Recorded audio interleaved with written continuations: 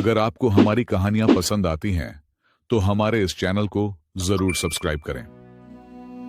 यह आज से करीब कई बरस पहले की बात है, जब लोग सादा जिंदगी गुजारते थे। एक छोटे से गांव में आबिद नाम का एक नौजवान रहता था। वह अल्लाह पर बहुत यकीन रखता था और रोजी कमाने के लिए मजदूरी करता था। उसका ईमान था कि जो तकदीर में लिखा है वही मिलेगा। आबिद की जिंदगी बहुत सादा और पुरसुकून थी। वह हर रोज सुबह सवेरे उठकर अल्लाह का नाम लेता, वुजू करके फज्र की नमाज अदा करता और फिर मजदूरी के लिए निकल जाता। उसके साथ घर में उसके बूढ़े वालिदैन रहते थे, जिनकी खिदमत वह दिलो जान से करता था। गांव के लोग आबिद की मेहनत, ईमानदारी और नरम मिजाज की बहुत तारीफ करते थे, मगर किस्मत को कुछ और ही मंजूर था। एक दिन गांव में यह खबर तेजी से फैल गई कि बादशाह का वजीर करीबी इलाकों का दौरा कर रहा है और नौजवानों को फौज में भर्ती किया जाएगा। यह सुनकर पूरे गांव में खौफ और बेचैनी फैल गई। आबिद के बूढ़े वालिदैन सख्त परेशान हो गए, क्योंकि उनका एक ही सहारा उनका बेटा था। मां की आंखों में आंसू थे और बाप की जबान पर खामोश दुआएं। मगर आबिद ने मुस्कुराकर कहा, अब्बा, जो कुछ अल्लाह चाहेगा वही होगा, वही हमारा हाफिज है। वजीर की आमद से एक दिन पहले आबिद के वालिद ने उसे खामोशी से पास बुलाया। चेहरे पर फिक्र और आंखों में राज छिपा था। वो बोले, बेटा, तुम्हारे नाना ने बरसों पहले एक खजाना छुपाया था, जिसके बारे में सिवाय मेरे कोई नहीं जानता। आबिद हैरान रह गया। वालिद ने आहिस्ता आवाज में कहा, वो खजाना दूर पहाड़ों के पीछे है, मगर वहां पहुंचना आसान नहीं, रास्ता बहुत खतरनाक है। आबिद ने अदब से पूछा, अब्बा, आपने कभी उस खजाने को हासिल करने की कोशिश क्यों नहीं की? वालिद ने गहरी सांस लेते हुए जवाब दिया, बेटा, मैंने कोशिश तो की थी, मगर रास्ते में पहाड़ों का तूफान और खतरनाक जानवर आ गए। उस दिन मैंने समझ लिया कि शायद यह खजाना मेरी किस्मत में नहीं, बल्कि तुम्हारे नसीब में हो। वजीर की आमद से एक दिन पहले आबिद ने दिल में पुख्ता इरादा किया कि वह गांव छोड़कर उस खजाने की तलाश में निकलेगा। उसका यकीन था कि शायद यह मौका अल्लाह की तरफ से एक इशारा है। उसने अपने वालिदैन के कदम चूमे, उनसे दुआएं ली। वालिदा ने उसके हाथ में कुछ सिक्के और थोड़ी सी रोटियां रखीं और लरजती आवाज में कहा, अल्लाह तुम्हारा हाफिज हो बेटा। आबिद ने आसमान की तरफ देखा और दिल ही दिल में कहा, या अल्लाह, मेरा सफर तेरे हवाले। अगली सुबह सूरज की पहली किरण के साथ ही आबिद ने सफर का आगाज किया। उसके हाथ में एक पुराना सा नक्शा था जो उसके वालिद ने उसे दिया था। गांव से निकलते वक्त उसने पीछे मुड़कर अपने गांव को देखा। जब वो गांव की सरहद पार कर रहा था, उसने दूर से वजीर का काफिला आते देखा। आबिद ने अल्लाह का शुक्र अदा किया कि वो बरोकत निकल आया। रास्ते में आबिद की मुलाकात एक बूढ़े शख्स से हुई, जो दरख्त के साए तले घास पर बैठा सादा सी रोटी खा रहा था। उसके चेहरे पर सुकून और आंखों में नरमी थी। जब उसने आबिद को देखा तो मुस्कुराकर बोला, बेटा, कहां का सफर है अकेले? आबिद ने खजाने का जिक्र नहीं किया और कहा, बस ऐसे ही सफर पर निकला हूं। बूढ़े ने मुस्कुराकर आबिद की आंखों में देखा और नरम लहजे में कहा, बेटा, मैं महसूस कर सकता हूं कि तुम किसी खास चीज की तलाश में हो, मगर याद रखो, कभी कभी जिस चीज को हम दूर ढूंढने निकलते हैं वो हमारे पास ही होती है, और कभी जिस चीज से हम भागते हैं वही तकदीर बनकर हमारे सामने आ जाती है। आबिद ने बूढ़े की बात सुनी, मुस्कुराकर सलाम किया और आगे बढ़ गया। वो कुछ कहे बिना अपने रास्ते पर चलता रहा। थोड़ी दूर जाकर उसे एक दोराहा मिला, एक सीधा और आसान रास्ता, दूसरा कठिन और पहाड़ी। उसने नक्शे पर नजर डाली, जिसमें पहाड़ी रास्ता दिखाया गया था।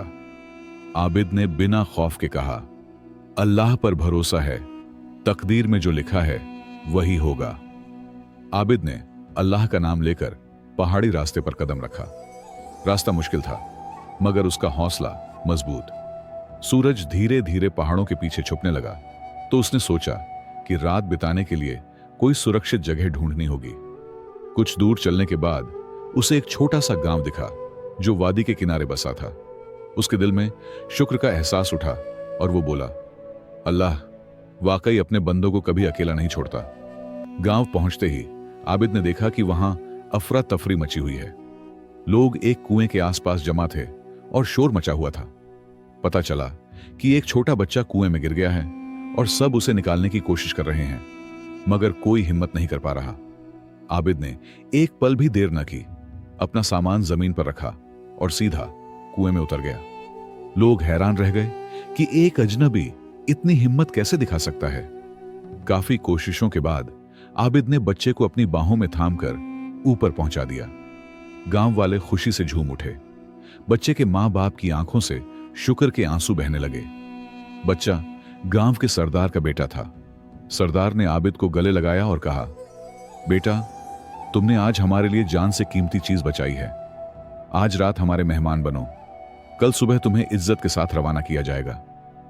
रात के खाने के बाद जब सब लोग आराम कर रहे थे, सरदार ने आबिद को पास बुलाया और नरमी से पूछा, नौजवान, तुम कहां जा रहे हो और क्यों?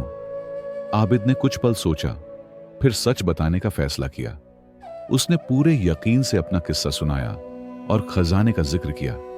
सरदार खामोशी से सुनता रहा, फिर बोला, बेटा, मैं उस खजाने के बारे में जानता हूं।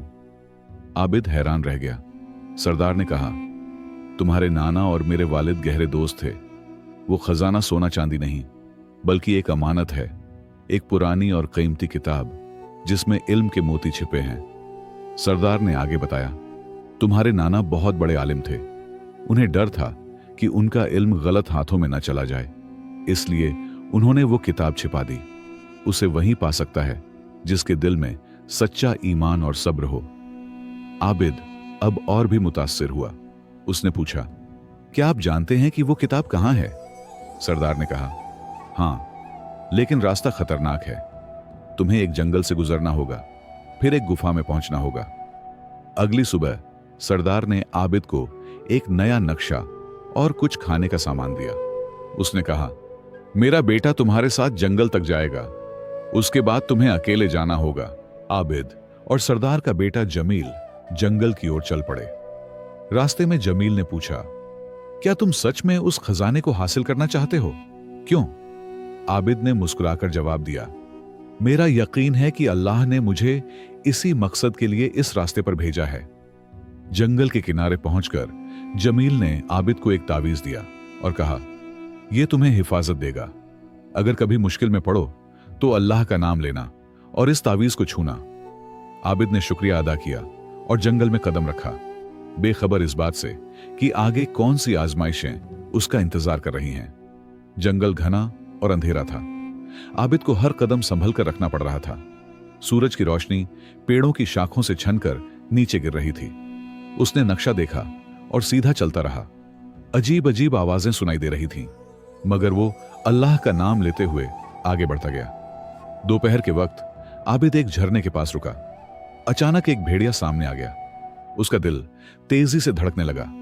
उसने तावीज को छुआ और अल्लाह का नाम लिया।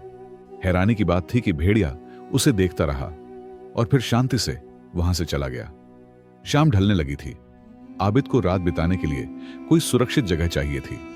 उसने एक पुराना पेड़ देखा जिसके तने में खाली जगह थी। वो वहीं छिप गया। रात भर डरावनी आवाजें आती रहीं, लेकिन आबिद ने सूरह अन्नास पढ़ी और चैन से सो गया। सुबह हुई तो आबिद ने देखा कि वो पेड़ एक बूढ़े आदमी के घर के पास था। बूढ़ा बाहर आया और बोला, बेटा, इस सुनसान जंगल में रात गुजारने की हिम्मत तुम्हें कैसे मिली? आबिद ने मुस्कुराकर कहा, जो अल्लाह पर भरोसा करता है वो कभी ना उम्मीद नहीं होता। बूढ़े ने मुस्कुराते हुए कहा, आओ बेटा, नाश्ता करो। वो उसे अपने घर ले गया। खाने के बाद आबिद ने अपने सफर का मकसद बताया। बूढ़ा कुछ देर खामोश रहा, फिर बोला, मैं तुम्हारे नाना का दोस्त था। वो किताब बहुत कीमती है, लेकिन उसे पाने के लिए तुम्हें एक बड़ी आजमाइश से गुजरना होगा। बूढ़े ने बताया, आगे एक रास्ते पर तुम्हें 3 मुसाफिर मिलेंगे, एक अमीर, एक आलिम और एक फकीर। तीनों तुम्हारी मदद मांगेंगे, मगर तुम सिर्फ एक की मदद कर सकोगे। यही तुम्हारी किस्मत की परीक्षा होगी। आबिद ने पूछा, मैं कैसे तय करूं कि किसकी मदद करूं? बूढ़े ने मुस्कुराकर कहा, अपने दिल की आवाज सुनो। अगर तुम्हारा दिल साफ है तो अल्लाह खुद तुम्हें रास्ता दिखाएगा। आबिद ने शुक्रिया कहा और सफर जारी रखा, मगर उसका दिल बेचैनी से भरा हुआ था। थोड़ी दूर चलने के बाद आबिद ने देखा कि एक शाही कपड़े पहने अमीर आदमी रास्ते पर बैठा है। उसका घोड़ा जख्मी था। अमीर ने कहा, मुझे शहर तक पहुंचना है, मेरे पास सोना है, तुम्हें इनाम दूंगा। आबिद आगे बढ़ा ही था कि दूसरी आवाज आई। एक बुजुर्ग आलिम भारी किताबें उठाए खड़ा था। उसने कहा, मुझे मदरसे तक पहुंचना है, मेरे पास इल्म है, तुम्हें सिखाऊंगा। अभी आबिद सोच ही रहा था कि तीसरी आवाज आई। एक बीमार फकीर जमीन पर गिरा हुआ था। उसने कमजोर आवाज में कहा, मुझे पानी चाहिए, मैं मर रहा हूं। आबिद के सामने 3 रास्ते थे, दौलत, इल्म और इंसानियत का। उसने गहरी सांस ली और सोचा, क्या यही मेरी तकदीर की असली आजमाइश है? आबिद ने कुछ पल सोचा, फिर फकीर की तरफ गया और अपनी पानी की मशक उसके होंठों से लगाई। फकीर ने पानी पिया तो उसकी आंखों में नई जिंदगी की चमक आ गई। अमीर और आलिम दोनों मायूस होकर वहां से चले गए। फकीर ने आबिद को दुआ दी। पानी पीने के बाद फकीर ने कहा, तुम्हारी नेकी बेकार नहीं जाएगी, तुमने दौलत और इल्म के बदले एक जान बचाई है। आबिद ने नम्रता से कहा, मैंने वही किया जो अल्लाह को पसंद था। फकीर मुस्कुराया और बोला, तुम सही रास्ते पर हो बेटा। फकीर ने आबिद को एक छोटा सा पत्थर दिया और कहा, इसे अपने पास रखना, जब तुम गुफा तक पहुंचो तो इसे जमीन पर रखना, यह तुम्हें रास्ता दिखाएगा। आबिद ने शुक्रिया कहा और पत्थर संभाल लिया। चलते हुए उसके दिल में अजीब सुकून था, जैसे अल्लाह उसे कदम कदम पर राह दिखा रहा हो। जंगल से निकलते ही आबिद को दूर पहाड़ी इलाका दिखा। नक्शे के मुताबिक उसे पहाड़ के पीछे जाना था, जहां गुफा थी। रास्ता बहुत कठिन और फिसलन भरा था।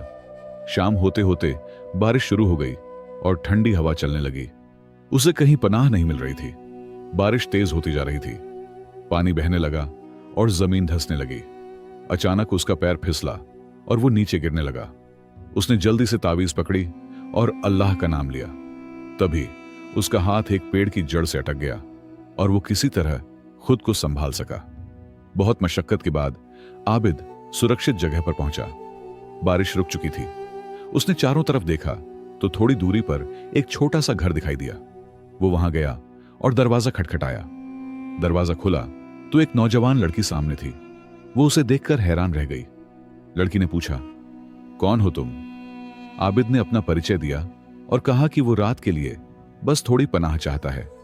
लड़की ने जवाब दिया, मेरा नाम आयशा है, मैं यहां अकेली रहती हूं, मेरे वालिद का इंतकाल हो चुका है। आबिद ये सुनकर हैरान हुआ कि वो इतनी सुनसान जगह पर अकेली कैसे रहती है। आयशा ने कहा, मेरे वालिद आलिम थे, उन्होंने मुझे कुरान और इल्म सिखाया। उन्होंने मुझसे कहा था कि एक दिन कोई आएगा जो एक खास किताब की तलाश में होगा। आबिद की आंखों में हैरानी थी। आयशा ने धीमे स्वर में पूछा, क्या वो शख्स तुम हो? आबिद ने पूछा, तुम्हारे वालिद का नाम क्या था? आयशा बोली, उनका नाम अब्दुल करीम था। यह नाम सुनते ही आबिद की आंखें नम हो गईं। यही नाम नक्शे पर लिखा था। उसने महसूस किया कि यह सब इत्तेफाका नहीं बल्कि तकदीर का लिखा है। आयशा ने उसे खाना दिया और कहा, कल सुबह मैं तुम्हें गुफा तक ले जाऊंगी। मेरे वालिद ने मुझे उसका रास्ता बताया था, लेकिन उन्होंने कहा था कि गुफा में वही दाखिल हो सकता है जिसके दिल में सच्चाई और नीयत की सफाई हो। आबिद ने दिल में कहा, अब मैं अपनी मंजिल के बहुत करीब हूं।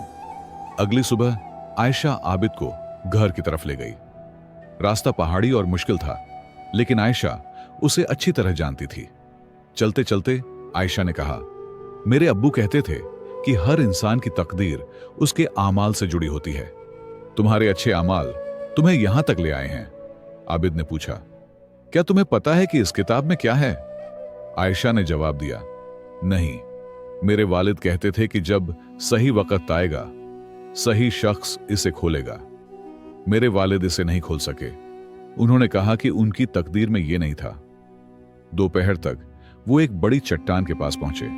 आयशा ने कहा, घर इस चट्टान के पीछे है, लेकिन एहतियात करना, रास्ता खतरनाक है।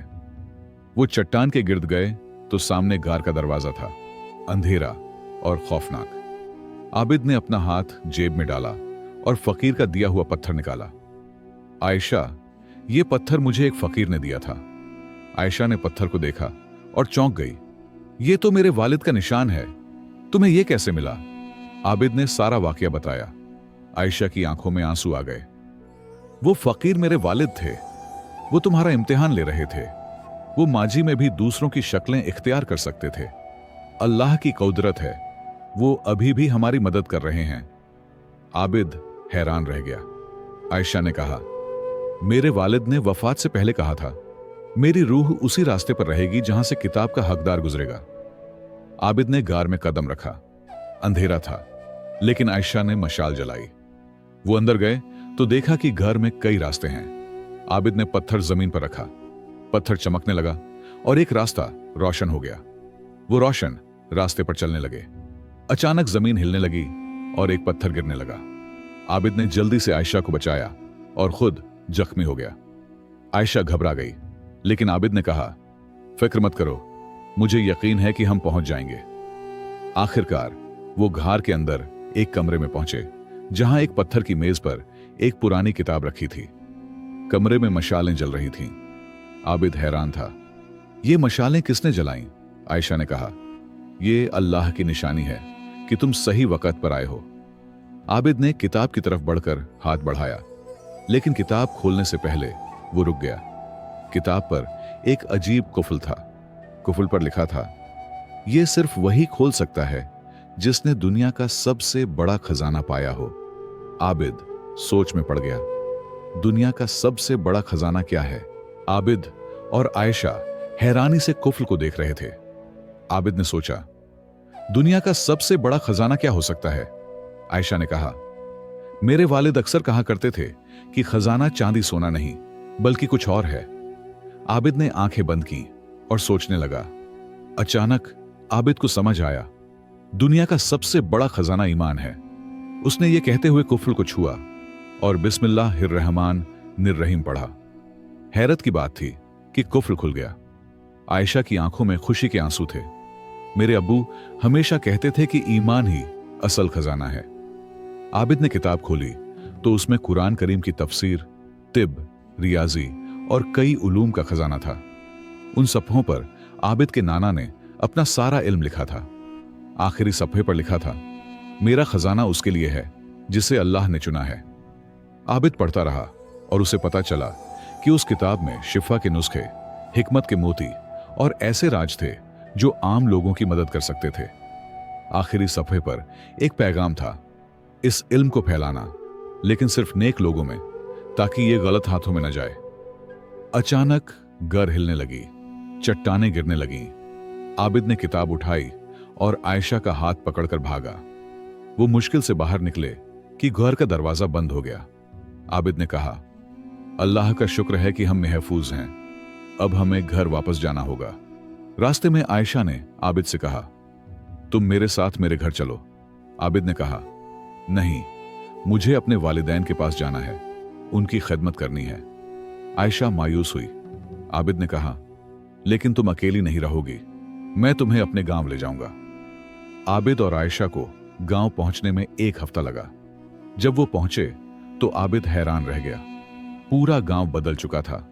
वहां फौजी कैंप लगा था। एक बूढ़े आदमी ने बताया, बादशाह के वजीर ने सारे नौजवानों को फौज में भर्ती कर लिया। जो बच गए वो भाग गए। आबिद के वालिदैन का घर खाली था। पड़ोसियों ने बताया कि उन्हें शहर ले जाया गया है। आबिद परेशान हो गया। आयशा ने कहा, फिक्र मत करो, हम उन्हें ढूंढ लेंगे। वो शहर की तरफ चल पड़े, किताब के इल्म को इस्तेमाल करते हुए, लोगों की मदद करते हुए। शहर पहुंचकर पता चला कि वहां वबा फैल गई है। आबिद ने किताब से शिफा के नुस्खे निकाले और मरीजों का इलाज शुरू किया। उसकी शोहरत फैल गई। बादशाह के कानों तक खबर पहुंची। उसे बुलाया गया और उसने बादशाह के बीमार बेटे को भी ठीक किया। बादशाह ने खुश होकर आबिद से कहा, जो चाहो मांग लो। आबिद ने अपने वालिदैन को ढूंढने की दरख्वास्त की। जब वालिदैन मिले तो उन्होंने बताया कि वो आबिद को ढूंढ रहे थे। आबिद ने समझा कि तकदीर का लिखा मिलकर रहता है। उसने आयशा से निकाह किया और इल्म को फैलाने लगा, ये समझते हुए कि असल खजाना ईमान, इल्म और अच्छे अमाल हैं। तकदीर का लिखा मिलकर रहता है, लेकिन ये हमारे अमाल से जुड़ा है। आबिद की कहानी हमें सिखाती है कि दुनिया का असल खजाना सोना चांदी नहीं, बल्कि ईमान, इल्म और अच्छे अमाल हैं। जब हम अल्लाह पर भरोसा करते हैं और दूसरों की मदद करते हैं, तो रास्ते खुद ब खुद खुल जाते हैं। हमेशा याद रखो, आजमाइशों के बाद ही इंसान अपनी मंजिल पाता है, और जो तकदीर में लिखा है वो हमें जरूर मिलता है, लेकिन उसके लिए सब्र, मेहनत और नेक नियत जरूरी है। असल कामयाबी दुनिया में नहीं, बल्कि इंसान के किरदार में है। दोस्तों, उम्मीद करता हूं कि आपको यह कहानी पसंद आई होगी। अगर पसंद आई हो तो एक लाइक जरूर करें और मेरे चैनल स्टोरीज विद सोहेल को सब्सक्राइब करना ना भूलें। आपका सपोर्ट मेरे लिए बहुत कीमती है। अल्लाह आप सबको हमेशा खुश रखे, सेहतमंद रखे, आप पर और आपके घर वालों पर अपनी रहमत बरसाए और आपकी जिंदगी में बरकत अता करे। आपका हर एक लाइक और सब्सक्रिप्शन हमारे लिए मोटिवेशन है कि हम आपके लिए और भी अच्छी और दिलचस्प इस्लामी कहानियां लाते रहें। अल्लाह आपको हर मुश्किल से बचाए और आपकी हर दुआ कबूल करे। बहुत बहुत शुक्रिया दोस्तों, इतना सपोर्ट करने के लिए। मिलते हैं एक और कहानी के साथ। तब तक के लिए अल्लाह हाफिज।